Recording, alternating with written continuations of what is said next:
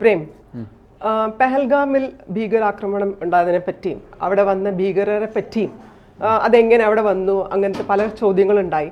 പിന്നെ അവർ ഈ ഓപ്പറേഷൻ മഹാദേവ് വഴി വധിച്ച സംഭവം ഉണ്ടായപ്പോഴും നമ്മുടെ ലോക്സഭയിലും രാജ്യസഭയിലും വൻ കോലാഹലങ്ങൾ ഉണ്ടായി, ഭയങ്കര തർക്കങ്ങളും BJP ഗവൺമെന്റിനെ കരിവാരി തേച്ചുകൊണ്ടുള്ള വാക്ക് തർക്കങ്ങളുണ്ടായി.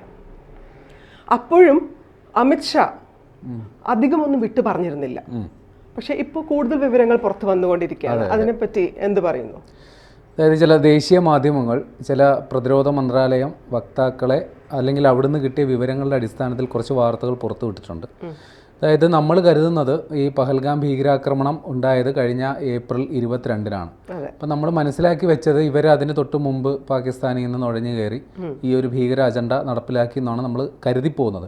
പക്ഷേ ഇപ്പോൾ വരുന്ന വിവരങ്ങൾ പ്രകാരം ഇവർ കാശ്മീരിലെത്തിയത്, കാശ്മീർ താഴ്വരയിലെത്തിയത് അല്ലെങ്കിൽ പാകിസ്ഥാനിൽ നുഴഞ്ഞു കയറിയിട്ട് 3 വർഷത്തോളമായി. 3 വർഷം മുമ്പാണ് ഇവർ ഈ സംഘം വന്നത്. കൃത്യമായി പറഞ്ഞാൽ ഇയാളുടെ ഒന്നാമത്തെ ആൾ സുലൈമാൻ എന്ന് പറയുന്നയാൾ, അയാളുടെ മറ്റൊരു പേര് ജയ്സൽ ജട്ട് എന്നാണ്. ഇയാളൊരു ലഷ്കർ ഇ തോയ്ബ കമാൻഡൻ്റാണ്. ഇത് കൂടാതെ 2 പേര് കൂടി അതായത് ഓപ്പറേഷൻ മഹാദേവിൽ കൊല്ലപ്പെട്ടിട്ടുണ്ട്. അതൊന്ന് ഹംസ അഫ്ഗാനി, ഒന്ന് സിബ്രാൻ. ഇവർ 2 പേരും പാകിസ്ഥാനിൽ നുഴഞ്ഞു കയറിയവർ തന്നെയാണ്. അപ്പോൾ ഇവർ ഈ 3 വർഷം മുമ്പ് വന്നു എന്ന് പറഞ്ഞല്ലോ. അതിൽ ഈ സുലൈമാൻ ഒരു ഈ കമാൻഡൻ്റാണ്, അതായത് ഈ ഭീകരാക്രമണം ആസൂത്രണം ചെയ്യുന്ന ഒരു നേതാവാണ്. അതെ, ലഷ്കർ ഇ തോയ്ബയുടെ നേതാവാണ്. അവർ 2 ഗ്രൂപ്പായിട്ട് പിരിഞ്ഞു. അപ്പോൾ അതിലൊരു മൂസ എന്ന് പറയുന്ന ഒരു പുതിയൊരാൾ കൂടിയുണ്ട്. അയാളെ നമുക്ക് ഇതുവരെ കിട്ടിയിട്ടില്ല. അപ്പോൾ ഈ സുലൈമാൻ എന്ന് പറയുന്ന ആളുടെ പേരിലും മൂസ എന്ന് പറയുന്ന പേരിൽ 2 ഗ്രൂപ്പായിട്ട് തിരിഞ്ഞാണ് ഇവർ ഭീകരാക്രമണം ആസൂത്രണം ചെയ്തത്. അപ്പോൾ ഏതാണ്ട് ഈ നമ്മുടെ പഹൽഗാം ഭീകരാക്രമണം ഉണ്ടായത് 22-നാണല്ലോ. അപ്പോൾ ഇവർ എത്ര പേരാണ് ഈ ദൗത്യത്തിൽ പങ്കെടുത്തതെന്നുള്ളതിന് ഒരു സൂചന ഇല്ലായിരുന്നു. അതായത് ഈ ദൃക്സാക്ഷികളുടെ മൊഴി പ്രകാരം 4 മുതൽ 6 വരെ ആൾക്കാരാണ് ആയുധമേന്തിയവരുണ്ടായിരുന്നു എന്നാണ് നമ്മൾ ആദ്യം മനസ്സിലാക്കി വെച്ചത്. അതായത് ഈ തെരഞ്ഞു പിടിച്ച് മതം നോക്കി ഒക്കെ മറ്റേ കലിമയൊക്കെ ചൊല്ലിച്ച് ആ പരിപാടി നടത്തിയത് 6 പേരോളം ഉണ്ടെന്നായിരുന്നു വാർത്തകൾ. പക്ഷെ ഇപ്പോൾ സ്ഥിരീകരണം ഉണ്ടാകുന്നു ആ 6 പേരില്ല. ഈ കൊല്ലപ്പെട്ട അല്ലെങ്കിൽ ഇപ്പോൾ നമ്മൾ സൈന്യം ഇല്ലാണ്ടാക്കിയ ഈ 3 പേർ തന്നെയാണ് ഈ പഹൽഗാമിൽ കൂട്ടക്കൊല നടത്തിയത് എന്നുള്ളതാണ്. അതിന് തെളിവായിട്ട് പറയുന്നത് ഇവർ ഈ പഹൽഗാമിൽ ഈ ആക്രമണം ഉണ്ടായതിൻ്റെ പശ്ചാത്തലത്തിൽ ഈ ദൃക്സാക്ഷികളുടെയൊക്കെ മൊഴികളുടെ അടിസ്ഥാനത്തിൽ രേഖാചിത്രം തയ്യാറാക്കിയിരുന്നു. ഈ രേഖാചിത്രവും 2024 ഡിസംബറിൽ ഈ ഡച്ചിഗാം എന്ന് പറയുന്ന ഒരു വനപ്രദേശത്താണ് ഇവർ ഈ ഭീകരവാദികളെ ഇപ്പോൾ വധിച്ചത്. അതേ സ്ഥലത്ത് തന്നെ ഒരു സൈനിക ഓപ്പറേഷനിൽ 2024 ഡിസംബറിൽ ഒരു ഭീകരനെ സൈന്യം ഇല്ലാണ്ടാക്കിയത് വധിച്ചായിരുന്നു. അപ്പോൾ അയാളുടെ ഫോണിൽ ഉണ്ടായിരുന്നൊരു ഫോട്ടോ, ആ ഫോട്ടോയും ഈ രേഖാചിത്രവും ഇപ്പോൾ കൊല്ലപ്പെട്ടവരുമായിട്ട് സാദൃശ്യമുണ്ട്. ഏതാണ്ട് സ്ഥിരീകരണം വന്നു. അതാണ് അതായത് ഈ ഇവർ പാകിസ്ഥാനിൽ നിന്ന് വന്നു എന്നുള്ളതിന് തെളിവായിട്ട് സൈന്യം നിരത്തുന്ന സംഗതി ഇതാണ്. അതുമാത്രമല്ല ഇപ്പോഴും അതായത് 2021 ശേഷം ഏതാണ്ട് 20 മുതൽ 25 ഗ്രൂപ്പുകൾ, വിഘടനവാദി ഗ്രൂപ്പുകൾ കാശ്മീരിൽ നുഴഞ്ഞു കയറിയിട്ടുണ്ട് എന്നുള്ളതാണ് സൈന്യത്തിൻ്റെ ഇപ്പോഴത്തെ ഒരു കണക്ക്. അതിൽ 24 പേരെയും ഏതാണ്ട് ഇല്ലാണ്ടാക്കേണ്ട ഒരു ഗ്രൂപ്പ് ഇപ്പോഴും അവശേഷിക്കുന്നുണ്ട്. അവർക്ക് വേണ്ടിയിട്ടുള്ള തെരച്ചിൽ തുടരുന്നു എന്ന് പറയുന്നു. അതായത് ഈ പഹൽഗാം ഭീകരാക്രമണം ഉണ്ടായത് ഏപ്രിൽ 22-നാണ്. 25-ന് തന്നെ സർവകക്ഷി യോഗം വിളിച്ചിട്ട് കേന്ദ്ര സർക്കാർ ഒരു നിലപാട് വ്യക്തമാക്കിയിരുന്നു. അതായത് ഈ വന്നിരിക്കുന്ന ആൾക്കാർ പാകിസ്ഥാനിൽ നിന്നുള്ളവരാണ്, അവർക്ക് വേണ്ടിയിട്ടുള്ള തെരച്ചിൽ പുരോഗമിക്കുന്നു, മറ്റു കാര്യങ്ങളൊക്കെ പറഞ്ഞു.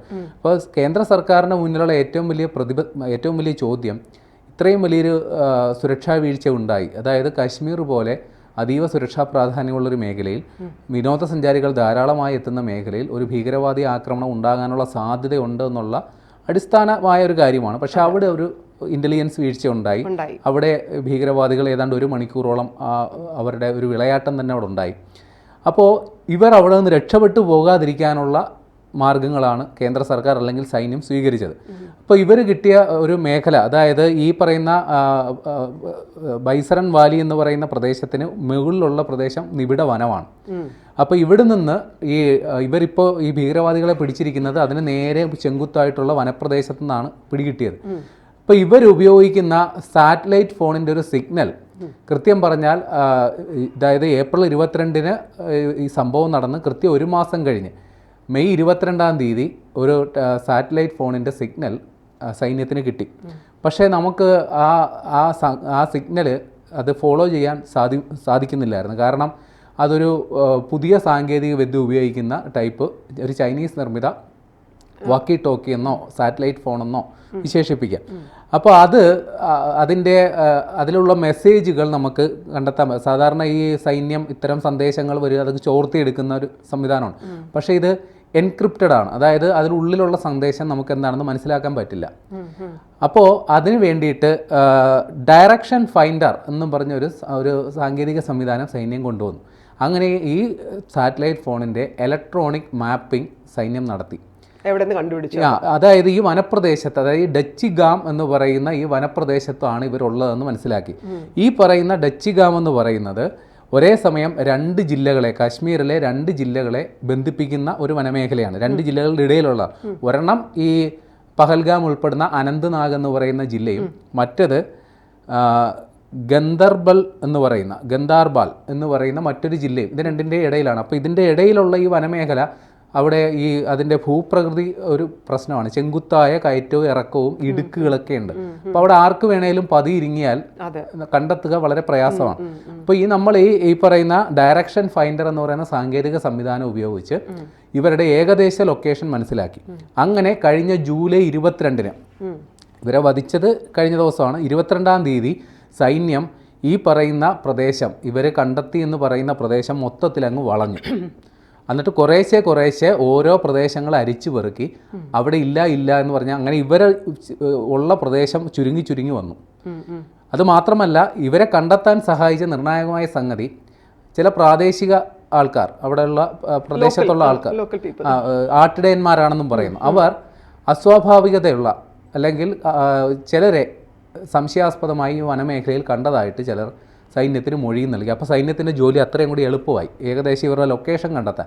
അങ്ങനെ സൈന്യം 4 പാടും വളഞ്ഞ് ഇങ്ങനെ, അതായത് നമ്മൾ ഈ കുളത്തിൽ നിന്നൊക്കെ മീൻ പിടിക്കുമല്ലോ, ഇങ്ങനെ ചുറ്റും വളഞ്ഞ് പിടിക്കുമല്ലോ എന്ന് പറയുന്ന പോലെ ചുറ്റും ഇങ്ങനെ തെരഞ്ഞ് ഓരോ ഭാഗം ഒഴിവാക്കി ഈ ഭീകരർ ഒളിഞ്ഞിരിക്കുന്ന പ്രദേശത്തിൻ്റെ വ്യാപ്തി വളരെ കുറഞ്ഞതായി. അത് അവർക്ക് രക്ഷപ്പെടാൻ വേറെ മാർഗ്ഗമില്ലാത്ത അവസ്ഥയിലും അങ്ങനെ സൈന്യം ഇവരെ പിടികൂടി വധിച്ചു എന്നുള്ളതാണ് ഇപ്പോൾ വരുന്ന വിവരം.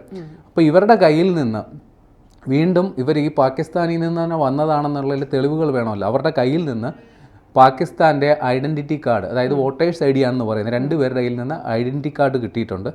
ഇവരുപയോഗിച്ച തോക്കിൻ്റെ ഈ ഒഴിഞ്ഞ തിരകൾ, അത് ഈ പഹൽഗാം ഭീകരാക്രമണം നടന്ന സമയത്ത് അവർ ഫയർ ചെയ്തതിന് ശേഷം ഇത് തെറിച്ച് വീഴുമല്ലോ. അപ്പോൾ രണ്ടും കൂടി ക്രോസ് മാച്ച് ചെയ്തിട്ട് നമ്മൾ അതിൻ്റെ ഫോറൻസിക് റിപ്പോർട്ട് നോക്കുമ്പോൾ അത് മാച്ചിങ് ആണ്.